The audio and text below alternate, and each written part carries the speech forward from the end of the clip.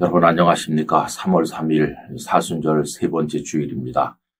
하나님께 아름다운 예배를 드리고 큰 은혜를 받는 주일이 되기를 원합니다. 오늘은 고린도후서 3장 17절 말씀 한 절을 나누고자 합니다. 주는 영이시니 주의 영이 계신 곳에는 자유가 있느니라. 아멘. 1973년에 앙리 사르엘이라는 사람의 반자전적 소설을 근거로 해서 만들어진 유명한 영화가 있습니다.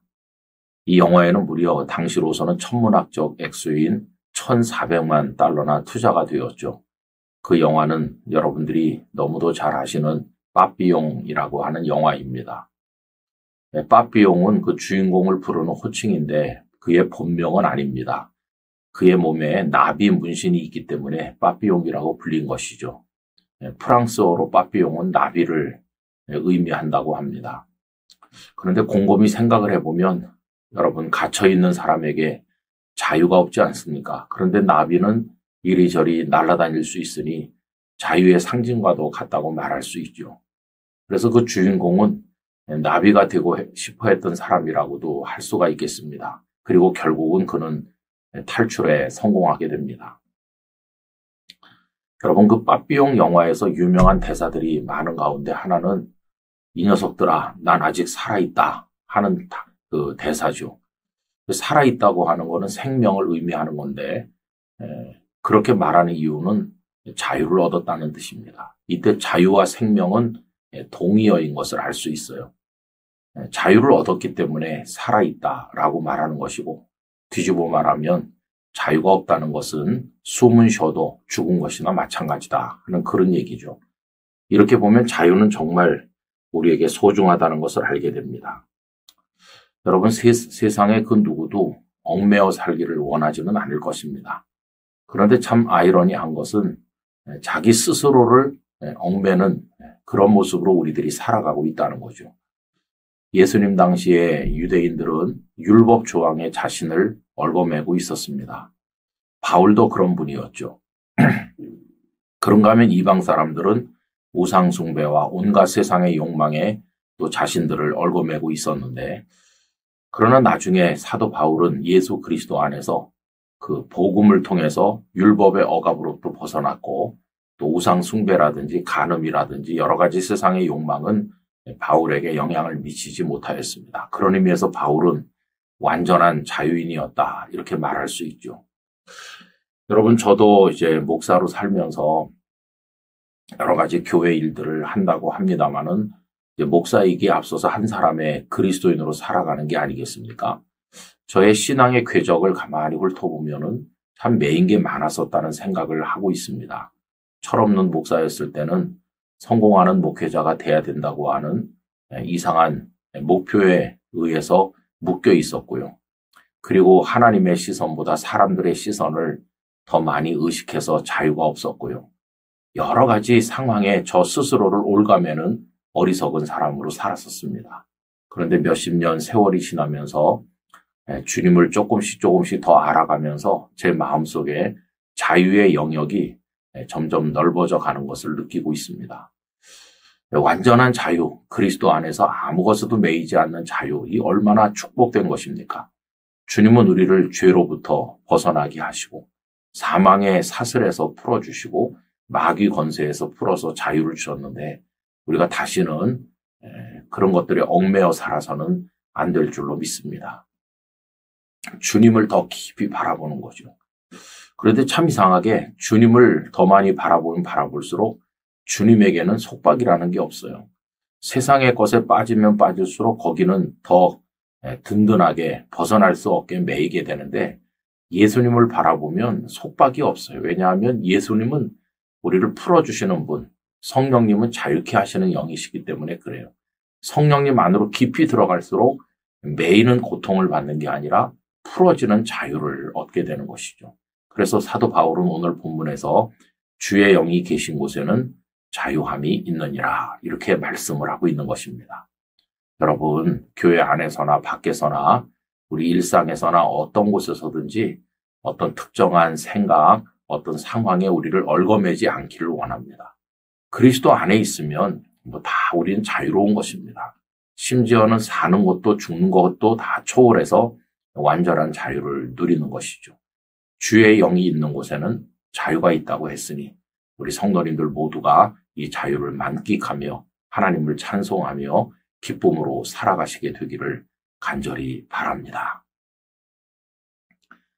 자유롭게 하시는 아버지 하나님을 믿으면서도 또 자유의 영이신 성령님의 은혜를 받고 있으면서도 저희 스스로 세상의 어떤 틀에 그리고 욕망에 저희 자신을 결박할 때가 많았으니 어리석은 저희를 용서하여 주시옵시고 오 주님이시여 저희를 풀어서 온전한 자유를 누리며 살아가는 성도가 되도록 이끌어 주옵소서. 주님의 영이 계신 곳에는 자유가 있는 줄로 믿사오니 참 자유를 저희에게 허락하여 주시옵소서. 예수님 이름으로 기도드리옵나이다. 아멘.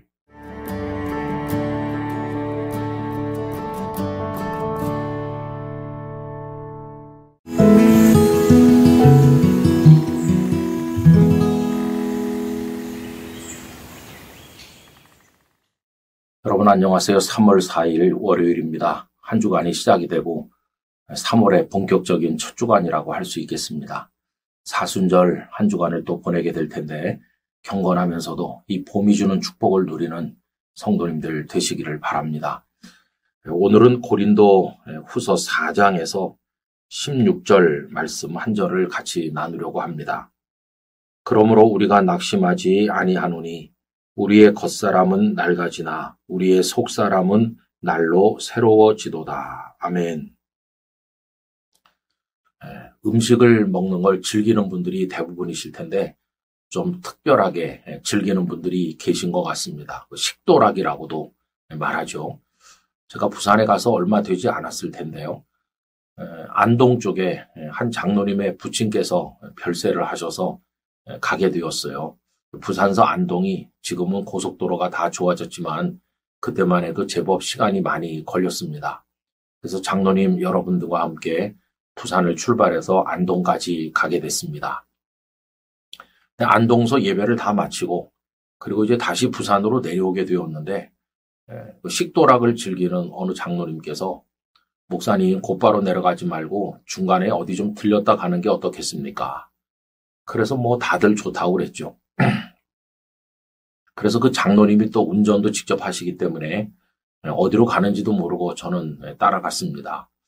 근데 어떤 식당에 들어가게 됐어요. 그런데 식당에서 평생 한번 먹어볼까 말까 한 음식을 먹게 됐어요. 저는 뭐 그저 어떤 고기 요리집인가 보다 이렇게 생각을 하고 먹었죠. 근데 다 먹고 이제 내려오는 길에 그 목사님, 그 장로님께서 일행에게 이렇게 말했습니다. 오늘 우리가 먹은 게 뭔지 아느냐고. 그래서 우리는 돼지고기 아니에요? 이렇게 말했죠.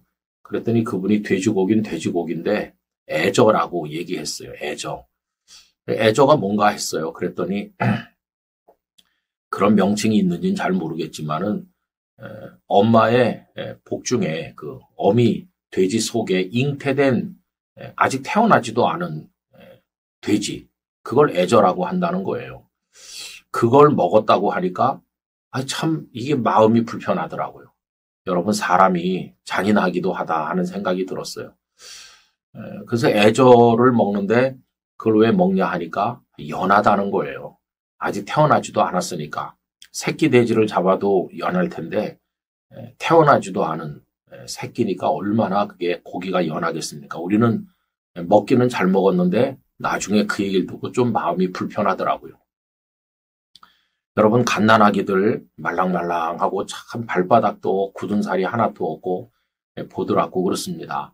그랬던 아기가 몇십 년을 세상을 살고 나면 발바닥이 다 굳은 살이 박혀서 갈라 터지고 아프고 아물질 않고 얼굴엔 주름살이 덮이고 손도 울퉁불퉁해지고 온몸에 다 그런 상처와 늙음의 증거들이 나타나게 되는 거죠.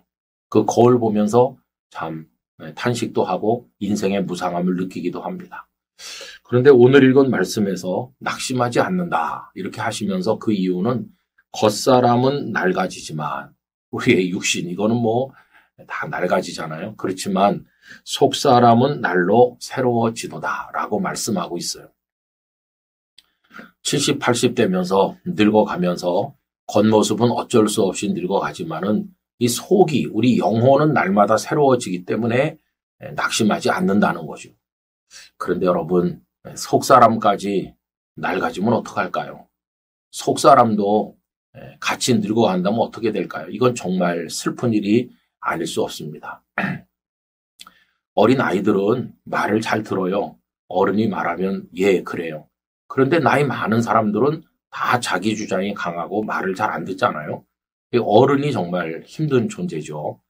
근데 신앙도 그런 것 같아요. 교회 처음 나온 마치 갓난아기 같은 신자들은 교회가 가르치는 대로 잘 따라합니다. 그런데 10년, 20년, 30년 믿음의 연수가 길어질수록 정말 우리가 찔긴 힘줄같이 되는 거예요.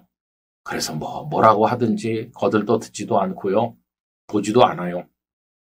다 자기 주장이 강하고 굽힐 생각을 안 해요. 우리 흔히 조금 안 좋은 투로 소 힘줄보다 더 질긴 사람이야. 그렇게 말하는데 우리가 늙어간다고 하는 게 믿음의 연조가 쌓인다고 하는 게 그렇게 되는 거라면 이건 정말 비극이 아닐 수 없습니다. 여러분 겉사람은 낡아가지만 속사람은 더 하나님의 은혜를 받아들이기에 민감하고 또 수용성이 높아지고 아멘 잘하고 하나님 앞에 감사하고 그런 사람 돼야 될 거 아니겠어요? 그래서 우리의 영혼을 점점 주님 앞에 부드럽게 만들길 원합니다. 연하게 만들길 원합니다. 주님 말씀이 쏙쏙 들어오는 그런 영혼을 가진 사람이 되기를 원합니다. 그래서 경청교회 목회하셨던 김순건 목사님은 스펀지 목회 그런 말을 하셨어요. 스펀지가 물을 부으면 쪽 빨아들이잖아요.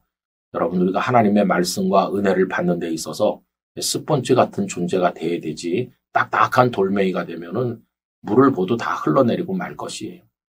그래서 우리의 겉사람은 어차피 낡아가지만 속사람까지 질겨지고 늙어가고 이렇게 되면 안 되겠다. 속사람은 날마다 하나님 앞에 아름다워져야 되겠다 하는 생각을 가져봅니다. 여러분 우리 모습을 주님 앞에서 되돌아보면서 그런 성도로 살아가게 되기를 간절히 기원합니다. 존귀하신 아버지 하나님, 겉사람은 어차피 세월의 흐름과 함께 늙어갑니다. 그러나 원하옵건대 저희의 속사람은 날이 가면 갈수록 어린아이처럼 순수해지고 맑아지고 하나님 말씀 앞에 아멘하는 겸손한 사람이 되게 하여 주옵소서. 이번 한 주간도 주 안에서 선한 양심과 착한 마음으로 살아가게 해주시기를 원하옵고 예수님 이름으로 기도하옵나이다. 아멘.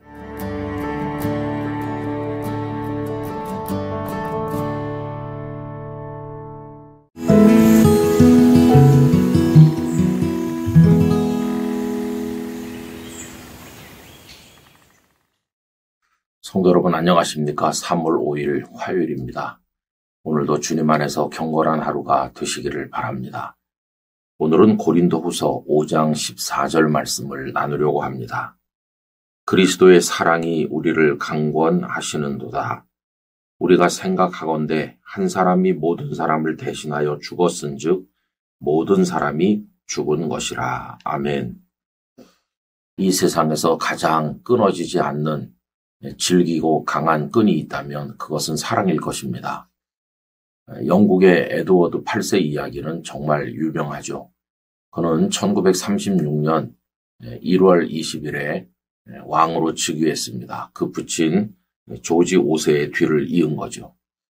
그런데 그는 같은 해 12월 10일에 그 왕의 자리에서 물러나게 됩니다. 그리고 동생에게 자리를 넘겨주었습니다.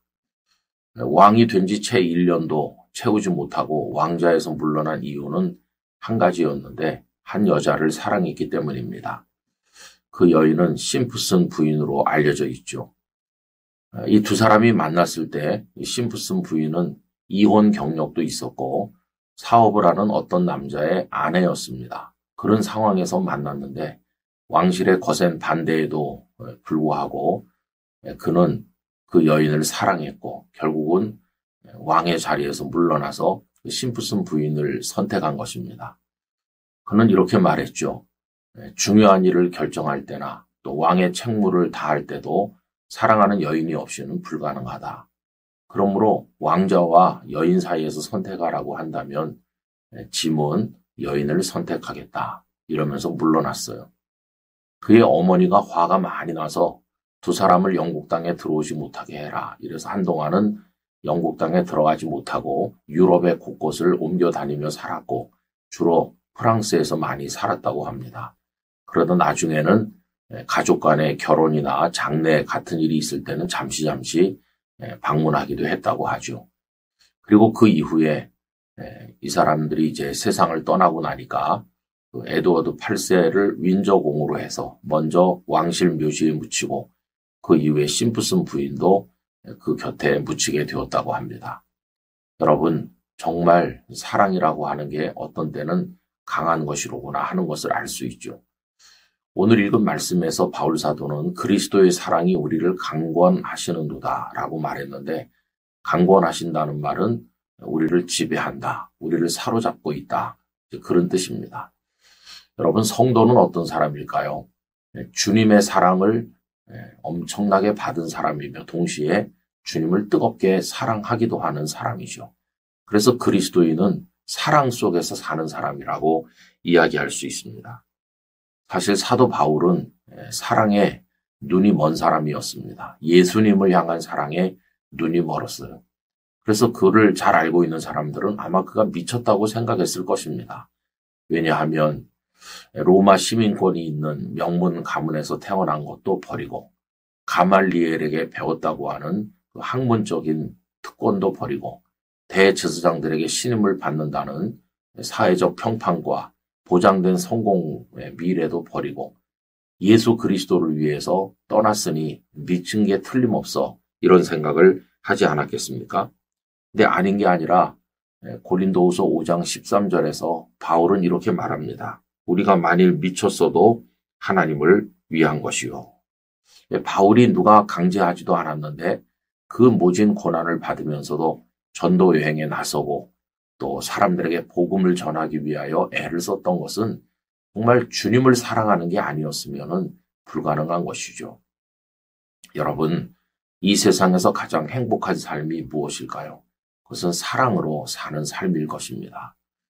그 어떤 다른 이유도 아니고 사랑하기 때문에 누군가와 만나서 결혼하고, 사랑하기 때문에 주의 종이 되고, 사랑하기 때문에 교회 봉사를 한다면 행복할 것입니다. 사랑으로 하기 때문에 얼굴 붉힐 일도 없고 자기 더러운 이익을 추구하지도 않을 것이고, 사랑으로 한다면 가장 아름다운 그런 모습을 드러내게 될 것입니다. 간절히 바라기는 이 영상을 함께하는 모든 성도님들과 또 이 불초한 종의 영혼을 주님의 사랑이 가득 채우기를 원하고, 이 사순절 기간에 우리도 사랑으로 살아가게 되기를 진심으로 소망합니다. 사랑의 주님, 주님은 사랑으로 저희들을 위하여 십자가를 지시고 저희를 위하여 오늘까지 이끄십니다. 이제 원하옵건대 저희도 주님을 향한 사랑으로 살아가게 만들어 주옵소서. 사랑하기 때문에 예배하며 교회 일을 하며 복음을 위해 헌신하도록 도우시고 그 이외의 어떤 이유도 저희에게 없게 하여 주옵소서. 사랑으로 가정생활도 하고 공부도 하고 사랑으로 모든 삶을 살아감으로 저희 인생이 가장 행복하게 하여 주시옵소서. 예수님 이름으로 기도드리옵나이다.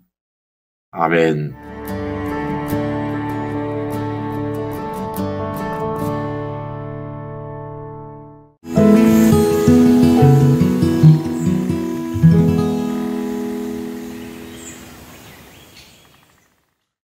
여러분 안녕하십니까? 3월 6일 수요일이 되었습니다. 오늘은 고린도후서 6장 1절 말씀을 읽으려고 합니다. 우리가 하나님과 함께 일하는 자로서 너희를 권하노니 하나님의 은혜를 헛되이 받지 말라. 아멘. 예전에 우리 부모님들을 생각을 해봅니다. 자녀를 5남매, 6남매, 7남매 이렇게 많이 낳으셨잖아요. 또 경제적으로도 다들 힘들 때 아닙니까? 학교 급식 같은 것도 없어서 어머니들은 새벽 일찍 일어나셔서 도시락을 싸셔야 했어요. 매일같이 새벽밥을 해주셨습니다. 충분히 주무시지도 못하시고 그러면서도 최선을 다해서 자식들을 키우셨어요. 그렇게 하실 수 있는 이유는 무엇일까요? 그 여러 자녀들을 보면서 하나님의 축복을 느꼈기 때문입니다. 그 자녀들을 소중히 여겼어요. 하나님께서 우리 가정에 주신 복이다. 우리 가정에 주신 사랑이다. 이렇게 생각을 하면서 정성을 다해서 그 자녀들 뒷바라지를 하신 거죠. 고단하고 힘든 것만 생각한다면 도저히 감당할 수 없었을 텐데 그것을 하나님이 주신 것으로 여겨서 잘 감당하신 것을 보게 됩니다.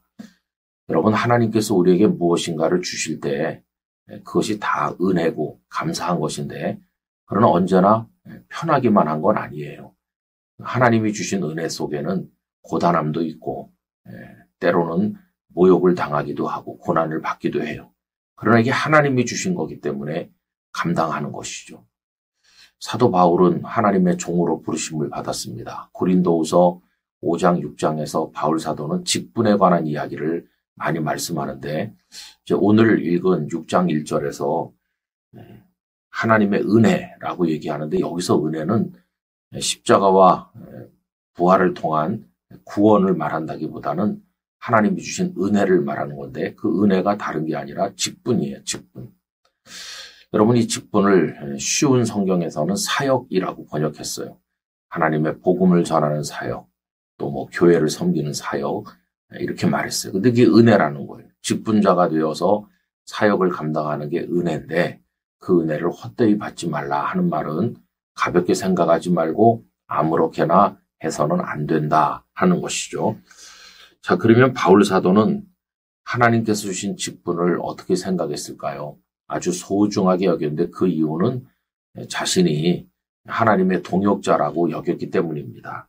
오늘 말씀에도 보면 우리가 하나님과 함께 일하는 자로서 너희를 권하노니 하나님과 함께 일하는 사람, 여러분 얼마나 명예롭고 영광스러운 것입니까? 우리같이 부족한 사람이 사역, 직분을 받아서 다시 말하면 하나님의 은혜를 받아서 하나님의 동역자가 되었으니 얼마나 귀해요. 그럼 바울은 그것의 영광과 그것의 고난을 어떻게 감당해 나갔을까요? 6장 3절 이하를 제가 쉬운 성경으로 좀 길지만 읽어보겠습니다.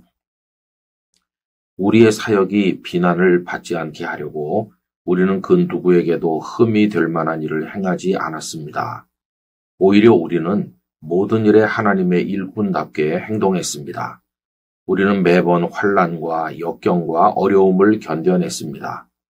또 매를 맞고 옥에 갇히고 폭도들에게 당하기도 하고 고된 일에 시달리며 잠도 못 자고 굶주렸습니다.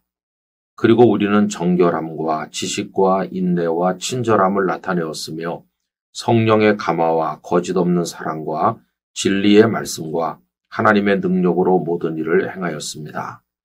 우리는 의를 무기 삼아 양손에 지니고 다녔습니다. 우리는 영예도 얻었고 모욕도 받았고 비난과 칭찬도 받았습니다. 우리는 거짓말쟁이로 취급받았지만 사실은 진리를 말하였습니다. 무명인 취급을 받았으나 사실은 유명한 사람들이며 죽은 자로 여겨지기도 했으나 보시는 바와 같이 우리는 살아있으며 매를 많이 맞았지만 죽지 않았습니다. 또 슬픈 사람 취급을 받았으나 우리는 항상 기뻐하였으며 가난한 자 같으나 많은 사람을 부유하게 하였고 아무것도 가지지 않은 자 같으나 우리는 모든 것을 소유한 사람입니다. 이렇게 이야기했습니다. 제가 쉬운 성경으로 읽어드렸는데 조금 이해가 쉬우셨는지 모르겠네요. 하나님께서 은혜를 주셔서 사역자가 됐는데 거기에는 고난과 영광, 칭찬과 모욕이 동시에 따라오는 거죠. 그래도 묵묵히 우리 부모님들이 자식 농사하면서 힘들 때도 많고 기쁠 때도 많았는데 감사함으로 견딘 것처럼 우리도 그렇게 감당해야만 되는 거죠. 언제나 칭찬만 듣는 게 아니고 언제나 영광만 받는 게 아니고 때로 욕도 얻어먹고 오해도 받고 고난도 있어도 참으면서 나가는 겁니다. 가정과 직장과 교회에서 우리의 삶이 그렇게 믿음으로 이어져 나가기를 간절히 소원합니다. 아버지 하나님, 하나님께서 저희들에게 은혜를 주사 사명자가 되게 하셨는데 그 사명에는 영광과 칭찬만 따르는 것이 아니라 고난과 모욕도 따르는 것을 압니다. 우리들의 부모님들이 저희들을 묵묵히 견디어 감당한 것처럼 저희들도 하나님의 은혜로 주신 사역자의 길을 끝까지 묵묵히 걸어갈 수 있도록 이끌어 주옵소서. 주님의 위로 가운데 승리하기를 원하옵고 예수님 이름으로 기도하옵나이다. 아멘.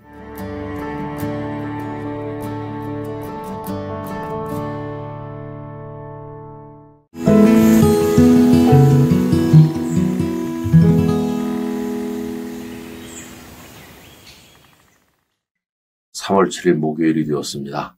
오늘도 주님 안에서 경건한 하루가 되기를 바랍니다. 오늘은 고린도후서 7장 1절을 읽으려고 합니다.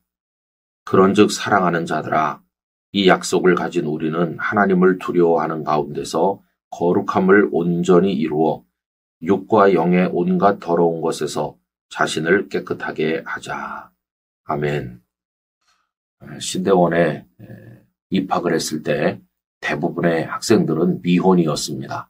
중간중간에 결혼한 분들이 있었지만은 대부분이 미혼이었어요. 그래서 결혼을 언제 할 것인가, 누가 제일 먼저 할 것인가, 이런 데 관심이 아주 많았습니다. 그런데 기숙사 제 방 건너편에 사는 어떤 전도사님이 제일 먼저 결혼을 하게 되었어요. 같은 층에 사는 모든 사람에게 화제거리가 되었습니다. 저녁마다 그 방에 모여서 어떻게 만났느냐, 도대체 어떤 사람이냐, 한번 데려와 봐라. 결혼 준비는 어떻게 하느냐, 요새 기분은 어떻느냐, 이렇게 물어보면서 놀리기도 하고 부러워하기도 하고 박장대소를 하기도 하였습니다. 그러면서 우리는 결혼을 준비하는 그 전도사님을 보면서 그분이 많이 달라지고 있다는 것을 알게 됐습니다. 굉장히 주변 정리가 잘 안 됐던 분인데 생활의 패턴이 좀 달라지는 것 같았어요. 삶에도 질서가 있어지는 것 같고 주변 정리도 깨끗하게 하고 책상 정리도 잘하고 사람이 좀 단정해지고 옷도 깨끗하게 입는다, 이렇게 생각을 하게 됐습니다. 결혼 날이 다가올수록 그런 거죠. 그런데 한 번은 이런 말을 우리들에게 했습니다. 좀 겁이 난다는 거예요. 그래서 아니 사랑하는 사람과 이제 함께 할 건데 왜 겁이 나냐 그랬더니 사랑하긴 하지만, 그래서 결혼하지만 몇십 년을 서로 다른 환경에서 사는 사람 아닙니까? 그런데 너무도 다른 사람과 같이 이제 먹고 자고 할 생각을 하니까 제대로 잘 적응할 수 있을까 하는 두려움이 있다는 거예요.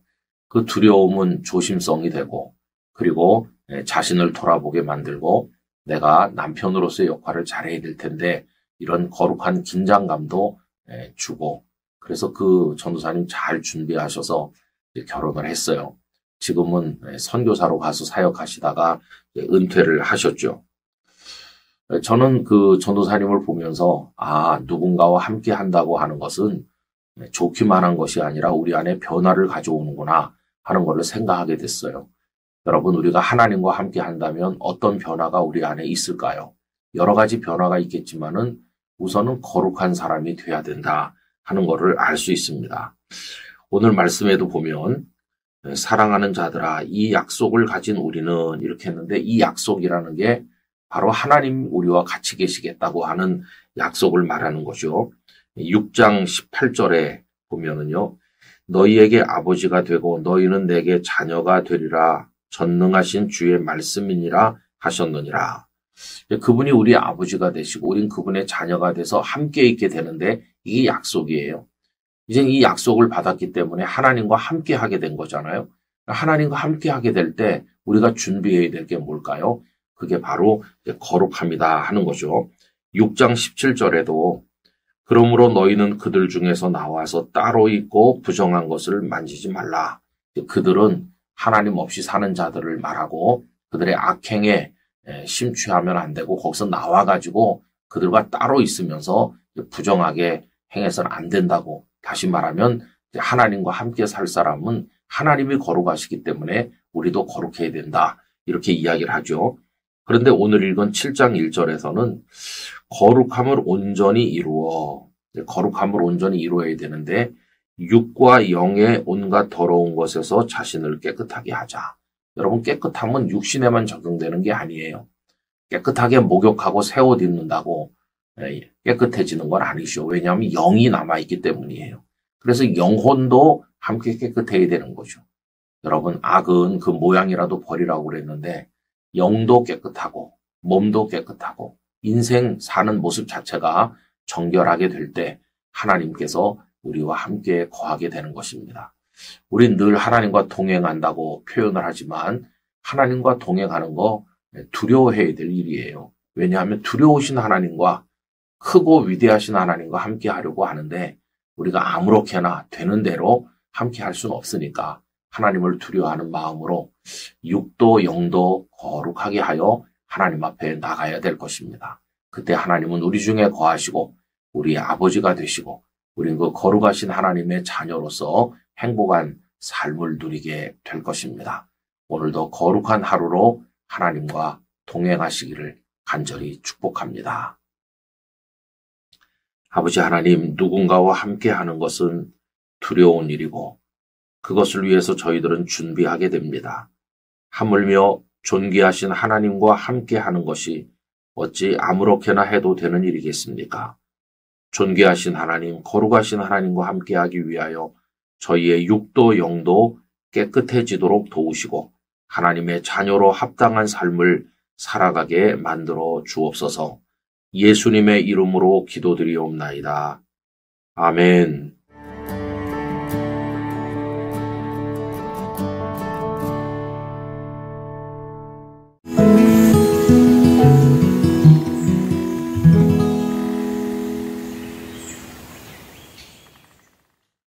여러분 안녕하세요.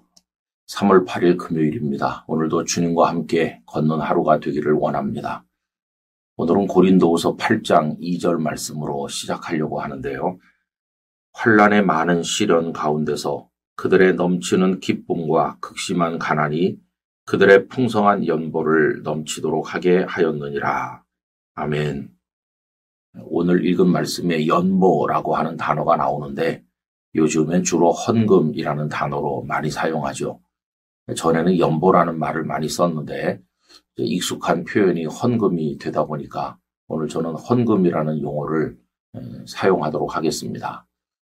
땅끝 교회에서 목회하는 동안 큰 헌금을 여러 차례 할 일이 있었습니다. 예배당 건축을 위한 헌금, 그리고 비전센터 건축을 위한 헌금, 그리고 그로 인해서 우리가 가지고 있었던 부채를 정리하기 위한 여러 차례 보리떡 헌금, 이런 헌금들을 하게 되었습니다. 참 성도들에게 경제적으로 부담이 되는 일이죠. 그래도 한두 번도 아니고 한 10여 차례 헌금이 있을 때마다 성도들께서 최선을 다해서 감당해 주신 데 대해서 지금도 깊은 감사를 드리고 싶습니다.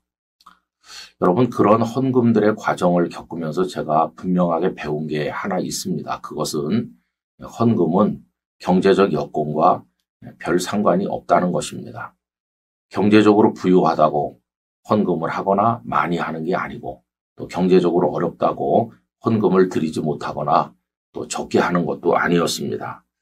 그와는 전혀 다른 또 다른 기준이 있었다는 걸 알게 되는데 결국은 믿음의 어떤 상황에 따라서 하나님 앞에 헌금을 하는구나 하는 것을 깨닫게 되었습니다. 오늘 본문도 이제 헌금에 관련된 이야기가 나오고 있는데요. 바울 사도께서는 마게도냐와 아가야 지역 성도들에게 헌금을 이제 모으셨어요. 그래서 그것을 예루살렘에 있는 가난한 성도들에게 구제 헌금으로 전달하게 되었습니다.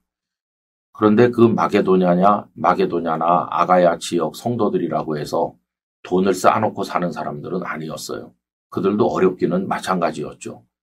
오늘 읽은 8장 2절에 보면은 그들이 환난으로 아주 어려운 시련을 당하고 있었다 이렇게 말하고 또 특별히 극심한 가난 가운데 있었다 이렇게 말해요. 그러면 환난 속에 있고 그 다음에 극심히 가난한데 어떻게 그런 상황에서 풍성한 연보 이걸 드릴 수가 있겠습니까? 환난이라는 것도 그렇고 또 극심한 가난이라는 것도 그렇고 풍성한 헌금을 드리기에는 적합하지 않은 환경이잖아요. 그런데 놀랍게도 이 성도들은 어려움 속에서도 많은 연보를 하나님 앞에 드렸다는 것입니다. 어떻게 그런 일이 가능했을까요? 오늘 말씀 딱 하나의 이유를 얘기하고 있는데 넘치는 기쁨이 그들 속에 있었다고 이야기합니다. 넘치는 기쁨이 환난으로 인한 시련과 극심한 가난을 이기고 풍성한 연보를 하나님 앞에 드려서 어려운 성도들을 도울 수 있게 했다는 겁니다. 그럼 여러분 여기서 넘치는 기쁨이란 무엇일까요? 저는 넘치는 기쁨, 이거야말로 그리스도인의 가장 큰 특징이라고 생각을 합니다. 지금 예수님을 믿은 마게도냐와 아가야 지방의 그 성도들이 그 이전에는 아무것도 안 믿었을까요? 그렇지 않죠. 그 이전에는 로마 제국 안에 있는 혹은 그들 민족만의 어떤 신들을 무수하게 많이 믿었을 것입니다. 그러나 그 신들은 현세적인 것들만 바라보게 만들었고 눈앞에 허무한 것들을 추구하게 만든 것이죠. 그러나 복음을 통해서 하나님을 알게 되니까 하나님은 영원한 생명의 아버지시라는 걸 알게 됐어요. 눈앞에 있는 삶이 전부가 아니고 영생이 있다는 걸 알게 됐어요. 그래서 그리스도인의 삶은 무게중심이 오늘 여기 있는 것이 아니라 내일 천국에 있다는 사실도 알게 됐어요. 그래서 짧게 머무르는 오늘의 것을 투자해서 영원을 준비하는 게 그리스도인의 삶이라는 것을 그들이 알게 된 것이죠. 죄인인 나를 예수 그리스도께서 구원하셨으니 이 얼마나 기쁘고 감사한가. 그렇다면 오늘 내 주머니에 있는 것을 털어서 형제와 자매와 나눔으로써 영원한 것을 준비하리라. 이런 마음이 그들에게 있었다는 사실을 우리가 짐작하게 됩니다. 이게 바로 넘치는 기쁨이죠. 여러분, 우리의 삶을 힘들게 만드는 것들이 한두 가지가 아니지만 이 영상을 함께 하시는 성도들의 마음에 넘치는 기쁨을 주시기를 원합니다. 그 기쁨을 가지고 우리들도 하나님 원하는 삶을 살아갈 수 있게 되도록 하나님께서 우리를 붙드시기를 간절히 원합니다. 넘치는 기쁨, 우리의 것이 되기를 간절히 소망합니다. 존귀하신 아버지 하나님, 환난으로 인한 많은 시련을 겪으며 극심한 가난 속에 살았음에도 넘치는 기쁨으로 많은 연보를 하나님 앞에 드릴 수 있었던 우리 믿음의 선배들을 기억하며 저희들의 인생과 삶도 넘치는 주님 주시는 기쁨으로 인하여 살아갈 수 있도록 은총을 베풀어 주시옵소서. 오늘 하루도 이 영상을 함께 나누는 성도들 위해 평강을 내려 주시옵소서. 예수님의 이름으로 기도하옵나이다. 아멘.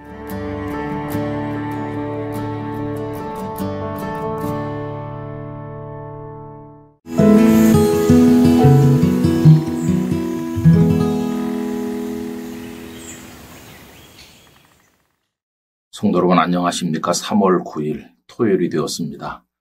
참 한 주간이 빨리 가네요. 벌써 내일 주일을 준비해야 되는 시간이 되었습니다. 오늘도 주님 안에서 경건한 사순절의 하루가 되시기를 바랍니다. 오늘은 고린도후서 9장 7절 말씀을 나누려고 합니다. 각각 그 마음에 정한 대로 할 것이요 인색함으로나 억지로 하지 말지니 하나님은 즐겨내는 자를 사랑하시느니라. 아멘. 어제도 말씀을 드린 것처럼 땅끝 교회에서 목회를 하는 동안에 큰 헌금을 할 기회가 여러 번 있었습니다. 예배당 건축원금, 또 비전센터 건축원금이 그러했고, 또 부채를 정리하기 위해서 보리떡 헌금을 한 7차례 정도 했습니다. 보리떡 헌금은 한 구자를 100만 원으로 기준을 정해서 드리는 헌금인데요. 형편이 되는 분은 2구자, 3구자 이렇게 하기도 하고 어려우신 분들은 뭐 반구자, 10분의 1구자 이렇게도 했습니다. 근데 그거는 나중에 드리는 것은 별 의미가 없었고 부채를 갚기 위한 급한 헌금이기 때문에 당장 현금으로 드리는 그런 예물이었어요. 근데 장명자 집사님이란 분이 계셨는데 부군께서는 세탁소를 운영하셨습니다. 그러던 중 어느 날 화재가 나서 전소되었습니다. 피해 보상을 하고 나니까 모든 재산이 사라졌고 그분들은 단칸방으로 옮기는 딱한 신세가 되었는데 그때 장 집사님은 골다공증 등으로 건강이 몹시 좋질 않았습니다. 성도들이 십시일반 모아서 치료받는 일을 도와드리기도 했고요. 그 남편 이 선생께서는 교회 나오는 분이 아니셨는데 그래도 가족들이 살아야 되니까 어쩔 수 없이 광양제철소 내에 군의 세탁소에 일자리를 구해서 그 많은 근로자들의 옷을 세탁하는 과중한 일을 하게 되었습니다. 근데 그 이 선생님은 심장이 좋질 않았어요. 그래도 형편이 어려워서 치료를 못 받고 힘들어 하셨는데 그 장 집사님 남편 심장 치료를 위해서 근근히 조금씩 저축을 해서 한 100만 원 정도를 이제 모으게 되었습니다.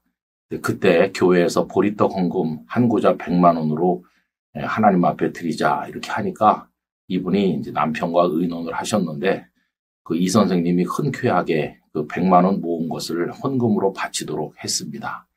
그래서 그 부부는 100만 원을 헌금하셨어요. 그리고 며칠 후에 그 남편으로부터 심장이 많이 아프다고 하는 연락이 왔습니다. 그래서 저에게 간곡한 기도를 부탁하셨죠. 나중에 이제 성도들에게 그 사정이 알려져서 다른 교회 다니는 성도가 그 소식을 듣고는 감동을 받아서 100만 원을 무명으로 헌금하셨어요. 그걸 집사님 댁에 전해서 병원에 가시도록 했던 일이 있습니다.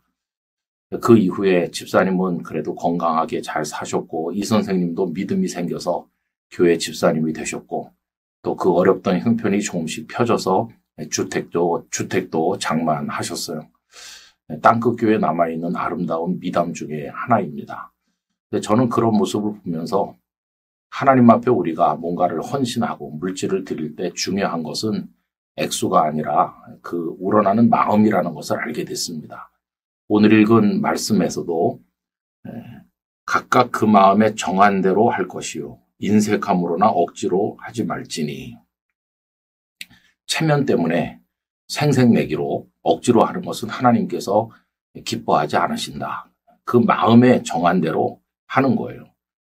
그렇게 하면은 하나님 받으시지만은 인색함으로나 억지로 하는 것은 마음도 없이 하는 것은 하나님이 원하시지 않으신다. 하나님께서는 즐겨내는 자를 사랑하시느니라.